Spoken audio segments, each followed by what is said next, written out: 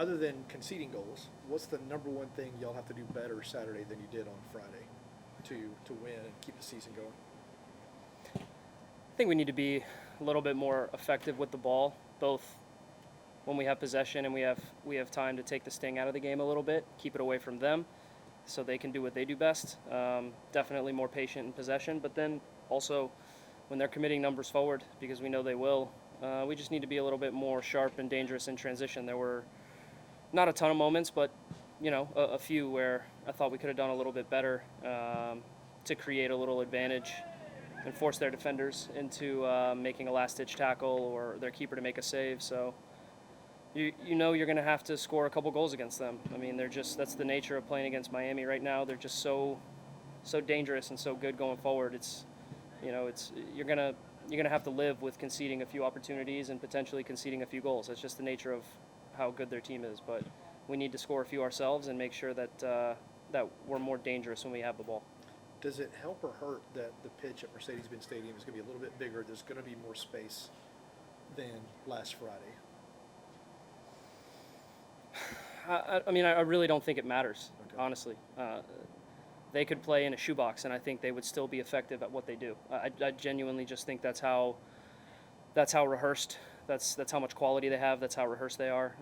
That's the nature of their team. They're some of the most comfortable players still in the world in possession and with the ball at their feet. So it doesn't matter if the pitch is massive or if the pitch is small. They're still going to do the same things. And so I think it's just on us. The onus is on us to, first of all, be recovered and rested, which we weren't. It's not an excuse, but it's just a reality of what we did to ourselves. Having to go and play in the play-in game, having the league want to showcase Inter Miami in the first playoff game. We're not sitting here complaining and saying it's not fair. Like, that's the reality of the situation. We rolled our sleeves up and tried to get the job done, and we were one half away. And so that's where we're at, getting rested, getting recovered, making sure that we realize we're at home, and we want to be more aggressive. I think quite naturally, just out of a survival instinct to try to keep the game close, we had to play like we played down in Miami, sit deep, hope to get some moments in transition. But now in Atlanta, we have to be the aggressor. We have to win the game. We're going to have 70,000 people behind us. And quite frankly, we've got nothing to lose. So I think you'll see a much different performance at home. Have you thought about or tried not to think about that this could be the last week of your professional career? I haven't thought about it too much, honestly. I think mentally I prepared in Orlando for it to be the last game, just based off of odds and having to rely. Anytime I think you've had to rely on other results, you're always setting yourself up for a letdown, because that's usually how often does it happen where the stars align perfectly for you to be able to get a bunch of results like that. It doesn't happen often. So I'm playing with house money. These last few weeks, I'm enjoying it as much as I can, and I know our team is too. I know, probably rightly so, we're the underdogs. No one expects us to advance out of the series, but we have to have that internal belief that we're not scared, and we're not. We have, we took 4 points off Inter Miami this year, and I think we need to take a lot of confidence and momentum with that. And so we'll be ready to play on Saturday. I know all the guys are excited. I don't want the season to end in front of our home fans, and I know that's how our locker room feels. And so we have nothing to lose. So we need to attack the game and just try to put on our show for our fans. Dax, does having gone through this process of learning to play without the ball, being pretty effective in that sense in the last month or so, now you want balance. Now you're at home. The optics are somewhat in your favor with the crowd and what you mentioned, that the pitches. Well, actually, Tata said yesterday on Saturday that the pitch is going to be an advantage for you guys, the size of the pitch. How do you find that balance? Like, how do you find the balance in staying true, staying compact, staying defensive, but also being aggressive and being clinical as well? Yeah, well, that's the million-dollar question. You have to be able to do that. I think at home, the right balance is going to be pressing higher up the field and winning the ball higher up the field. And if you want to talk about the world-class players they have in the attacking half, which they do, if you can somehow manage to deny service into them and get them fewer touches and further away from the goal, well, that's an advantage for us. And so we have to have that at the front of our mind to try to make sure that we're a little bit higher up the field. With that being said, the balance to that is they will break us down at some point. It is a fact. I can guarantee you that. It doesn't matter how well you press against a team like that. They will break you down and find passes through your lines and through your midfield at times, because that's the nature of their movement and how good they are playing in tight spaces together. They've done it all season. That's why they set the points record. When that happens, it's a collective mindset to make sure to keep our lines tight, kind of like we did in Miami. And then once the moment arises, we need to be able to, I think, be a little bit more aggressive in our duels when they're around our box. It's not easy. You don't want to give up silly fouls, because obviously you know who they have that's able to hurt you off set pieces, but you can't just kind of let them get 8, 10 uncontested shots at Brad's goal from 20 yards out. I mean, you're flirting with disaster, right? So it's a balance, and look, it's on us to be able to find that balance, but we will have more energy, we will have more life, we will have 70,000 people behind us. I mean, I'm sure a couple people will be there for Mr. Messi, but like at the end of the day, we are at home, and we want to entertain our fans, and we want to bring it to a third game, and the only way to do that is to be aggressive. You can't just hope to sit deep against them and pray for a shootout. That's not the recipe for success against them. So we'll go after it with everything we got. You mentioned, again, I think the 4 points that this team has taken off through Miami was a bit of a talking point before the game on Friday night. Tata Martino saying that beating Atlanta when they did was like a big deal for their side as well. But you mentioned the talent that they have and how difficult it is to play against them. Does it ever get normal to play against Inter Miami and Lionel Messi? I mean, you faced them now several times. Has it been normalized, knowing what they can do? I mean, it's a good question. I think every time you're playing against them, you have to treat it like another game, even though you know in the back of your head it's not. It is a big game. It's an important game.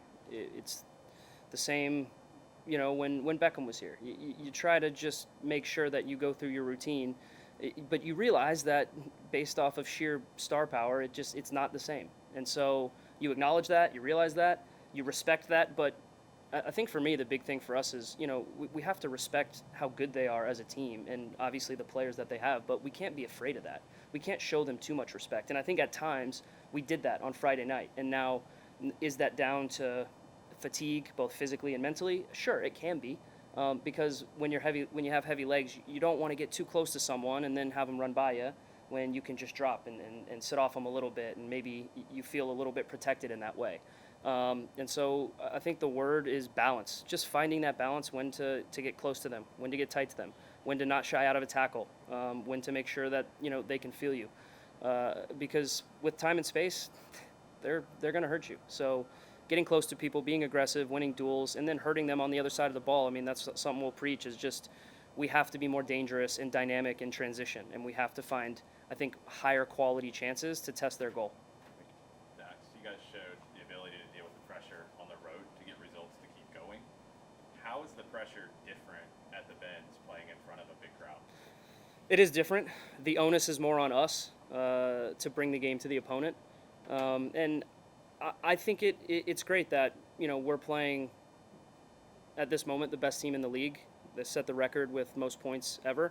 I think that's great for us, because they won't sit back, which is I think makes for a very entertaining open game. I mean, I think the last time we played them at the Benz, it was like a training session. It was like 5v5 in both halves. It was crazy. And it's exciting for the fans. I don't think players and coaches necessarily love a game to get like that.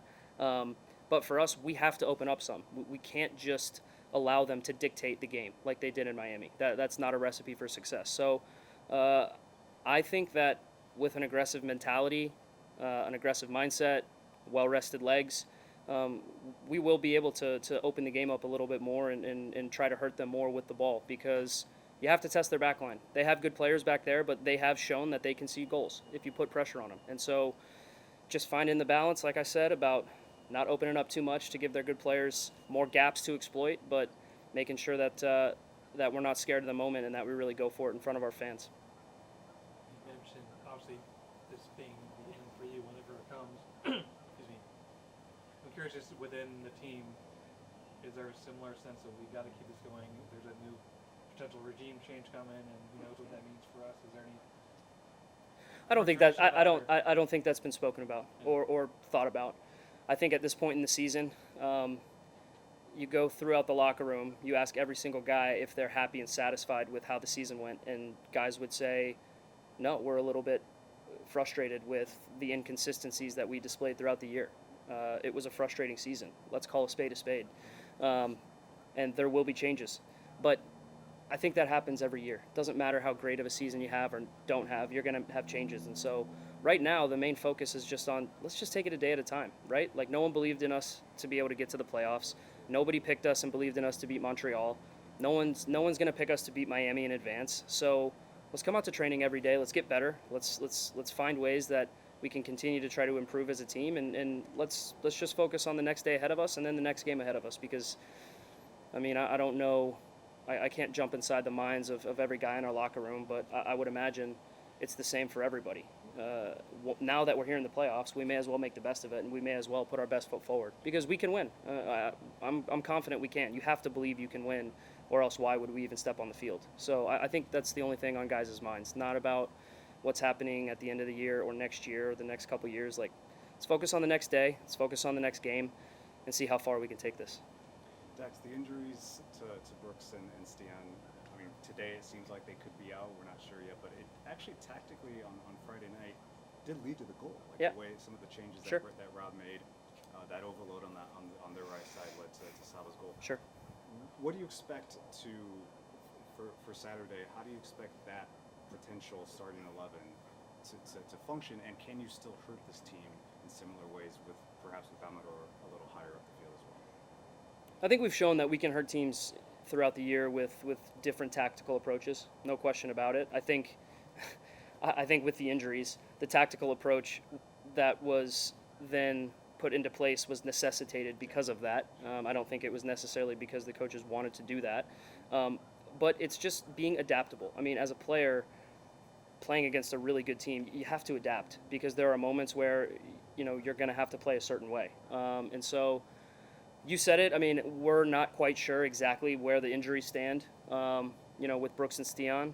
It goes without saying they were stalwarts for us this year. Both of them, very good players on our back line. And so you're hoping for the best. You hope they're available. But if they're not, then that we have guys that are capable of stepping up and coming in and doing a job. I thought Noah Cobb, right? He hasn't played a ton the last couple of months, and he's 18, 19 years old. He steps in and he plays with no fear, right? And Luis Abram is a full international. So these guys step in and they didn't back down. They continue to help us try to navigate Friday night in the best ways that we could defensively. And whoever's going to go on the field, I can promise you they'll be ready to play. So that's just kind of the nature of sports. It's just cliche to say the next man up, but it is. You don't sit there and wonder what's going to happen on Saturday with injuries. You just prepare to play. Every player in our locker room should be ready to go. Well, you're being leaned on as well. It seems like now towards the end of this, not just your career, but in a crucial part of the season. The coaches know they can rely on me for whatever role they need from me. Obviously, as a competitor and as a guy who's been on the field more than he hasn't. I hate not playing. It kills me when I'm not on the field. But if I can support the team in my role, coming off the bench, trying to give a little energy, trying to see out a game, trying to encourage the younger guys and help them at halftime with what I see, then that's the role that I'm going to play. So, stepping in and being able to play against Miami on Friday night, it was something that I always relish, is the chances to play, especially playoff games. I mean, those are games that you live for, right? And so, not ideal circumstances, but whatever happens Saturday, whether I play every minute or don't play at all, I'll be ready to go for the team and the group, and I think every player has that mentality and that mindset, which is the great thing about this club. Thanks, guys. Thanks, Dax.